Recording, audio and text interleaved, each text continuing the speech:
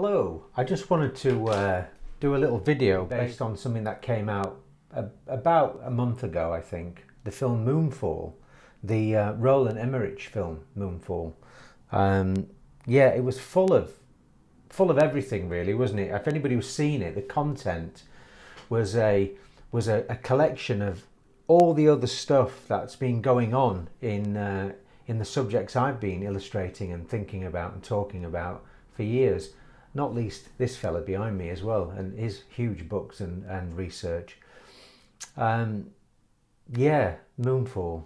Well, first thing I'm going to say is that Roland Emmerich's work. If you remember, he made a film called one of his first films in the 80s called the Noah's Ark Principle, and for anybody who's seen those science fiction films, a lot of what was in Moonfall was kind of based on some of that stuff and more. There were science fiction films like Elysium, which depicted a desolate Earth in a dystopia where only the elite lived in a kind of a satellite-based moon wheel, if you remember, which is all part of the same subjects and themes.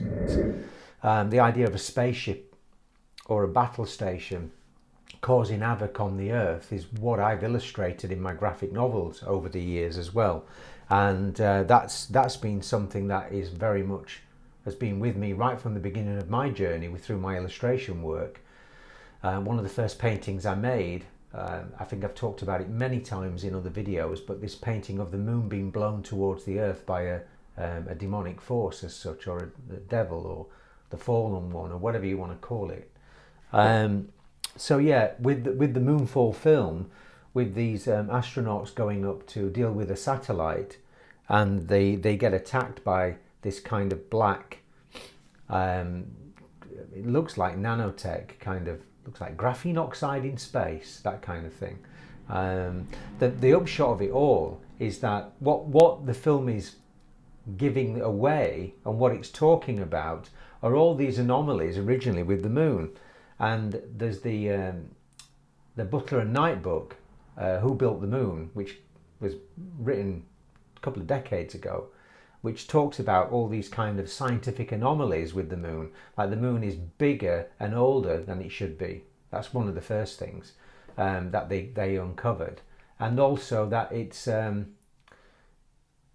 bit of a coincidence, isn't it? The strategic placing of objects like the moon, if you think about it in terms of a placement, even by a god as such, or the gods, it's perfect, isn't it? You know, the eclipses, the positioning of everything, and the mathematics involved is staggering when you think about the accuracy of everything and how things are placed.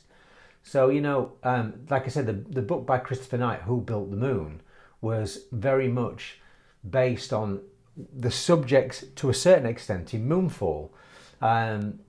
And some of the things I've been thinking about, going back to my graphic novel like Moonslayer, which is quite a few years old now, like 5 or 6 years old, I was talking about the moon being a spaceship in that, from a fictional point of view, of course, like science fiction, and that possibly the original ark in the biblical story was the moon itself. This religious symbolism relating to 2x2 and getting on the ark, all the animals, could well have been something to do with genetic manipulation as well, taking place on the moon or within the moon in that sense.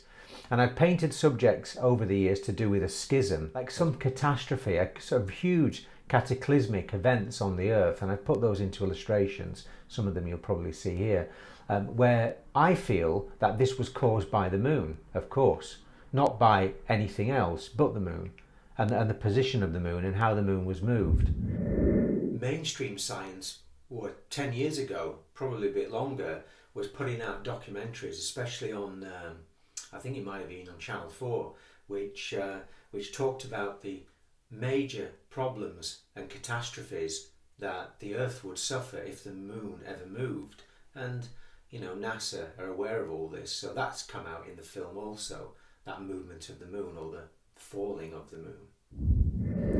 And the moon also regulates time, of course, in allegiance with Saturn, in terms of the relationship with the sun and all the rest of it. It's the many clocks you see, you know, the moon clocks. And the moon obviously regulates all body, emotions, all water, sea, everything. All life on Earth is regulated by the electromagnetics of the moon. It's rather like some kind of Wi-Fi field that is coming from what could be a hub inside the moon as such. And then on that note also, there's this notion that is in the Kabbalah, which relates to the idea of the moon being the place above the earth, what they call Yesod, which is I feel is the place where there's a holding facility in terms of recycling souls. And there's a scene in Moonfall where the NASA guy who's gone in and kind of almost sacrificed his life to destroy this artificial intelligence, they end up in this bright white light, this kind of room of white light, which is similar to the place in the Harry Potter movie where Freudian slip, Dumbledore is in this room of white light with Harry when he dies. And this is very symbolic, I feel, of what the moon is. It's the light at the end of the tunnel in many ways, in terms of what people experience with near-death scenarios. So the moon is regulating all life. It is controlling the flow of the waters. It affects the the hormones. It connects to our DNA, and it's very, very much a software computer-based system in my view. So the real science behind the moon, the mainstream science, is this double whack theory that a piece of the Earth came back in and smacked itself, and that was the birth of the moon. Which that for me, that's as farcical. And I'm not a scientist, but it just feels as farcical as the Grand Canyon being eroded by the Colorado River, meandering for millions of years. It could be that they say in the book, in the Night book, the Who Built the Moon, that the moon is an observational error. I mean, based on the maths, it shouldn't really exist, because it's too big for where it is. In terms of a satellite.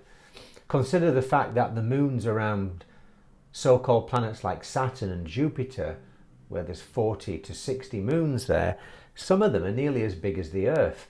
So having this moon next to us is quite a weird anomaly in many ways. NASA themselves have come out with stuff, and they've talked about their experiments over the years, not least firing missiles at the moon looking for water, and the impacts causing shock waves, this kind of bell ring in which the actual moon was supposedly vibrated like a bell, which is what came out in the Moonfall film. So that's based on NASA. There's something about the moon itself being hollow, which is what came out in the book. Sorry, in the film, not the book. So yeah, I just wanted to mention that as a, how subjects are coming out in films now. And I ain't going to talk about the moon in great depth, because that's not why I wanted to do this video, because other people have done that in their books, and obviously I'm not an expert on that. I just know and I feel things. The bit that I enjoyed about the film was the idea that and I've been talking about this in my work as well, that alien intelligence, artificial intelligence, is something that is not just located on the Earth in terms of a three-dimensional AI. That if you understand science and astrophysics and the idea and the concept that there are areas of what we call non-local activity, so we can have thoughts and emotions and other things that are non-local, in other words, they're not localized to a geographic area, then surely there must be artificial intelligence that's also non-local. And without getting into this in great detail, why wouldn't it be the case that quite possibly, if the moon is an alien construct which is harboring other intelligence, like other moons and other satellites, I'm sure that's everywhere else in the solar system, then maybe, just maybe, places like Saturn and its moon, and our moon as such, are actually almost interstellar hubs for this alien intelligence. And it came out in the film, of course, that this AI intelligence was created by an ancient human species or a human being from an advanced civilization, possibly before Atlantis, or it was hinting at Atlantis and Lemuria, and that it could well be that the AI that we're experiencing today is just part of a time loop, and that is actually growing and becoming the AI that it was in the ancient world, which brought a demise to those civilizations. As I say in my book Moonslayer and Aeon Rising, I think the moon was used as a weapon to target these civilizations. And I said this years ago. If you look at my books, I was talking about this 6 or 7 years ago.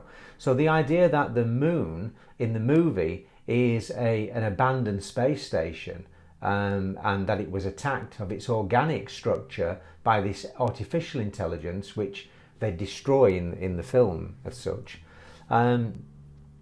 isn't that far removed from the actual science of how things work. And the other aspect of all this is that the moon is extremely hard. If you look into the science, it's extremely hard to surface, and it's made up of minerals like titanium and other processed metals. So there's something about the moon that is odd in that respect, because some of the metals include brass and uranium and things like that. So you can look that up. There's even neptunium as well. And there's a radioactive side to that, which makes you think about other aspects of the moon, in terms of nuclear energy or inorganic matter at least. Titanium is used in spacecrafts as well.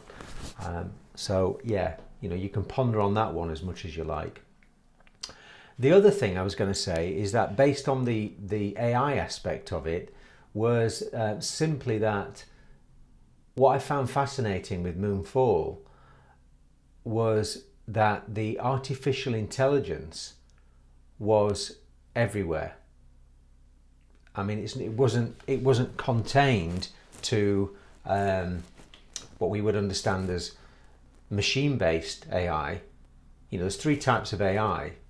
One is your what we understand very basic AI, which is Alexa, Siri, and then you've got the machine-based, which links through to robots and other aspects like Vicky in iRobot.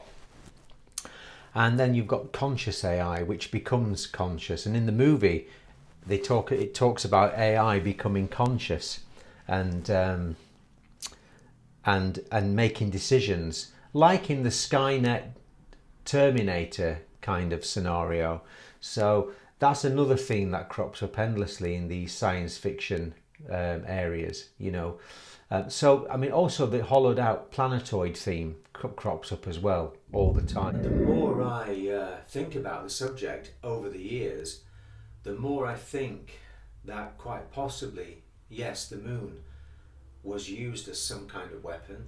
And I think the artificial intelligence theme that is running throughout so many different science fiction subjects now and is prevalent in our world, I've often wondered whether the cabal or the force that is working behind the scenes to control the direction of the planet isn't pure AI. I think it is. And I think when I wrote Orion's Door, I was heading into that myself, thinking about it. I think we're dealing with an artificial, intelligent consciousness that is inorganic and manifests not dissimilar to the way in which it manifests in the film Moonfall, the black swirling nanoparticles, because I've seen them in my dreams. I've experienced the same particles or the same clouds as such, and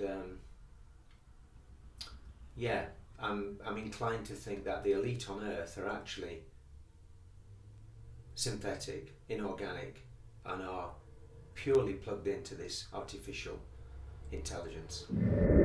The moon could be a spaceship is far out for some people, but in actual fact, it's not out of the realms of reality if you consider how ancient structures were created as well. You just have to stretch your imagination a little bit further. You know, NASA have also said the moon's shrinking, which kind of comes out in the movie itself, the themes in the movie. There's these thrust faults on the moon that can be seen as kind of ridges where it looks like the moon's surface is shrinking and coming together. And then we've got the near side and the far side of the moon, of course. Yeah, so we have to, you know, you have to consider all these different aspects of it. Oh, one other thing as well is that if you look at the book, I think it was called Moon Rising, there's all these photographs, and there's photographs that seemingly have been edited by NASA of structures on the moon which are absolutely immense. You know, some are the size of Los Angeles, and you can see those from the pictures. What did I think of the movie? It was okay. Yeah, I mean, it's leaking stuff that most people like myself and others that have had their head in this information for years know about. It was very clever in some parts, but yeah, all in all, it's worth a watch.